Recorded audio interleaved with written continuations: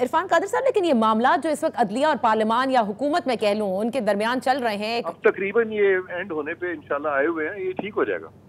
بالکل ٹھیک ہو جائے گا، کیونکہ اب میں سمجھتا ہوں کہ کافی میلو ڈاؤن ہوتے چلے جا رہے ہیں یہ چند ججز، تو آنے والے دنوں میں یہ بالکل ٹھیک ہوگا انشاءاللہ۔ تو یہ میلو ڈاؤن ہونے کی کوئی وجہ بتا سکتے ہیں؟ وجہ یہی ہے نا کہ انہوں نے غلطیاں کی ہیں اور ان کو اب اس کا ادراک ہو رہا ہے،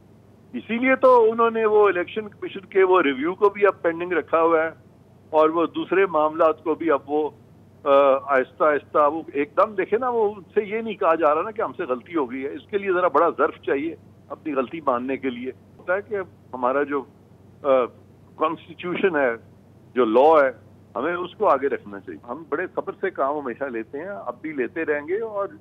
چند جج صاحبان جو ہیں اگر ان کی کوئی ایگوز ہیں تو ایگوز کی کوئی